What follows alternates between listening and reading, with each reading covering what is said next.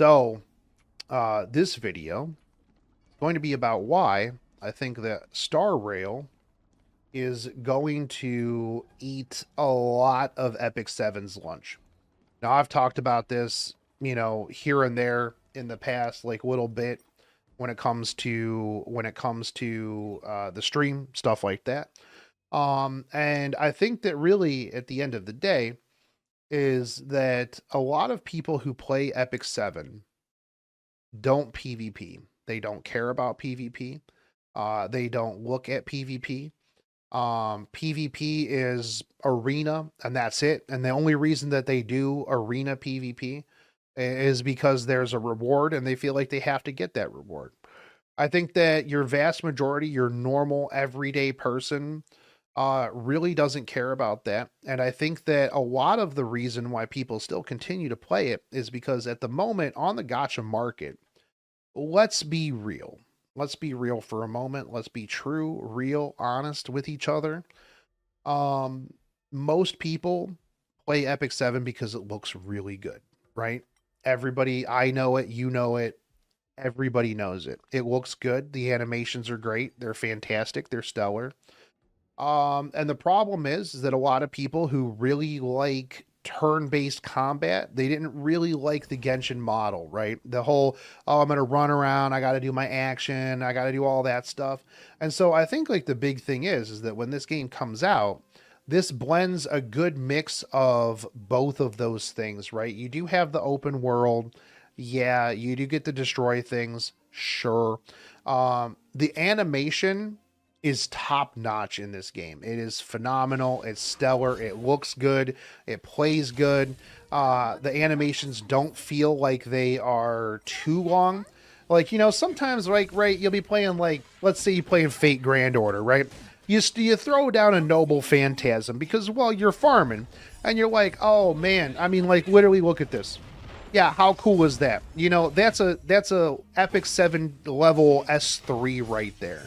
You know, it's right there. Another Epic 7 level S3.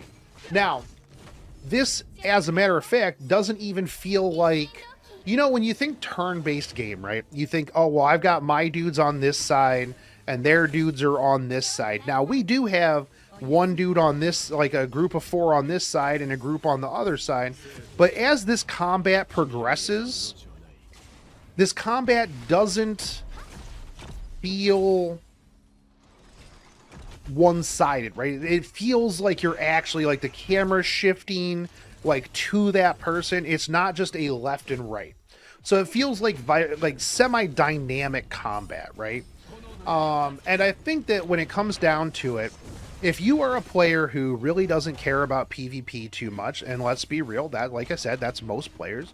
Like, most people that I talk to in general are like, bruh, PvP, I don't care. I do enough in arena to get, like, my rewards, and then that's about it.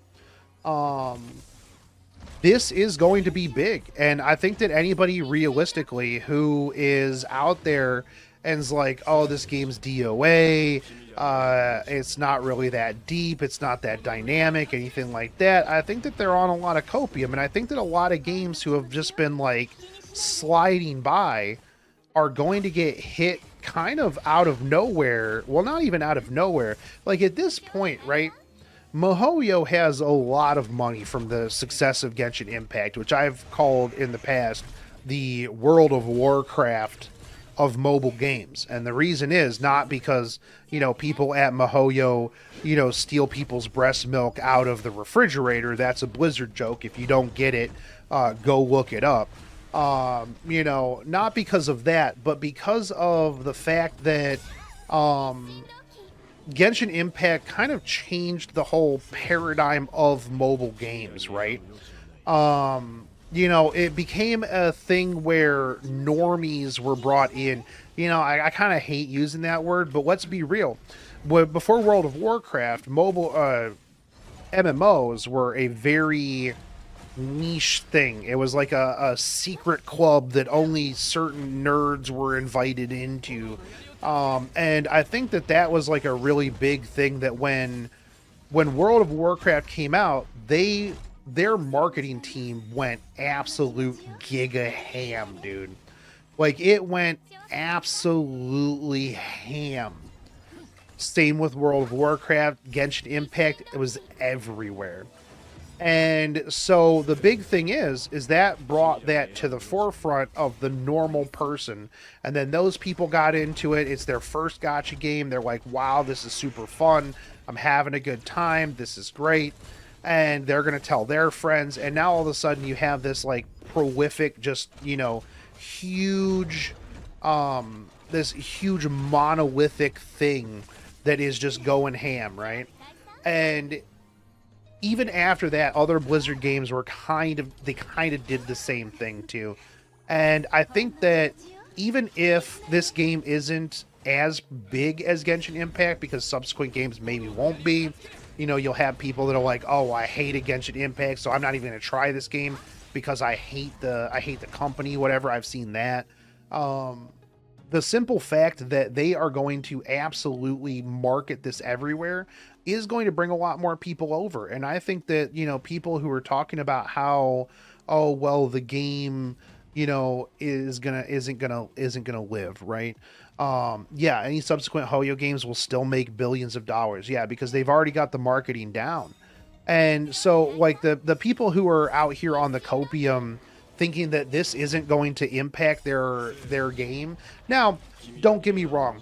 Will there be a lot of people that will play the game and then after the honeymoon phase, like every other game, go back to playing whatever it was? Well, yes, but you in losing people to that honeymoon phase, you do still have a lot of people that just never go back to your game. And so if your game doesn't actively try to pull those people back or try to you know, bring in new people, maybe like get them not to leave in the first place, you are going to have a net loss of players. It's just absolutely going to be how it is. You know, that's the big problem when new competitors come out and your game is not ready for it, right? And I think that there's a lot of people that are just going to, like I said, be on this like copium bus, and they're just not going to be ready. The game's not going to be ready to bring them back, you know, and I think that that's just kind of my take on it. So I think that like with Epic 7 being really, really stagnant for a long time now, like, let's be real, there's no innovations in PvE. Yeah, you have Nightmare Raid, which is good, but like a lot of people don't even like Nightmare Raid because, let's be real, a lot of people who play Epic 7 have been conditioned to being able to literally auto everything. You know, like I don't even usually auto anything in this game. I'm only autoing here right now because I could do this a whole lot more efficiently if I didn't auto it, because I wouldn't be eating, you know, these stupid hands killing me. You know, it would be a lot easier. But the only reason I'm autoing this is because, well, obviously I'm making a video right now and I don't want to like be sitting here having to think through everything. But normally in this game, I don't even auto anything, right? Because I don't feel like it's necessary to me anyways. But in a game where PvP is like the end game, everything like that, it has a whole different paradigm. So you're going to lose. Epic 7 is going to lose. I will put this on record. I will bet my butt that the game will end up losing a lot of players. There is going to be a huge exodus in players that were only playing for the animations because it looked good. They're playing for PvE. Unless Smilegate innovates somehow, and we haven't really seen much innovation, really, like small quality of life stuff. But I don't think that at the end of the day that it's going to be, you know, a really big thing. And then the thing is if you start losing all your casuals and stuff like that, then, you know, you're stuck with just the PvPers. Yeah, you haven't even seen the 2023 roadmap. Do I think it's going to kill Epic 7? I don't think I think the only thing that can kill Epic 7 really is Epic 7. That's the only thing that can really kill Epic 7. And like again too, like what is the definition of killing a game, of a dead game, right? That's always like a hard one to kind of point out there. Also, by the way, guys, you still have to farm. You still have to farm speed boots. That's really, yeah, it sucks.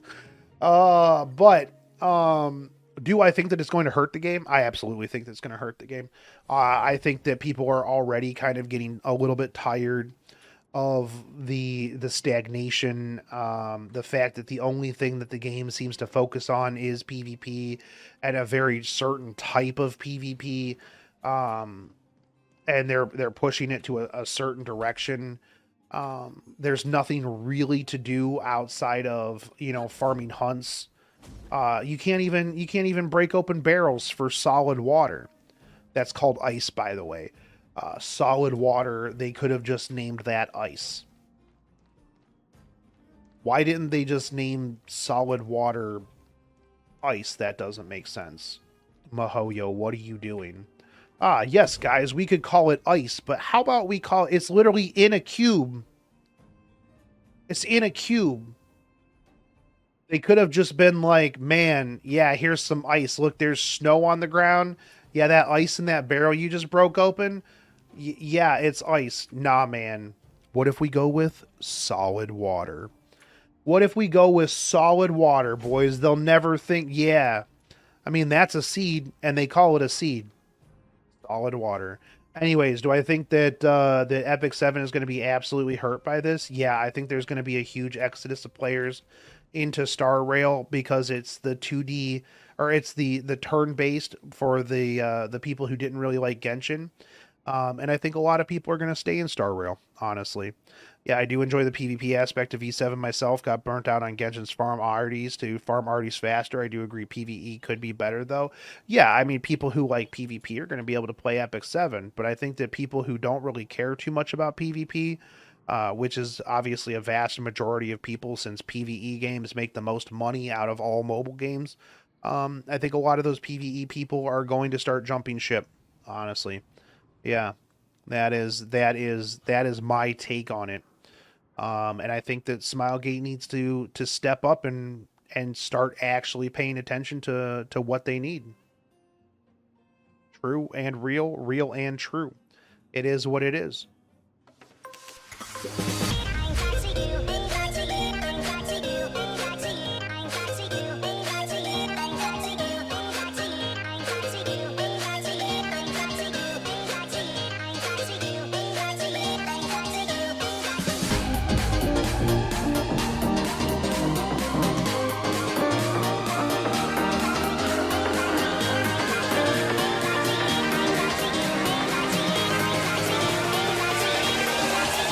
Cracky.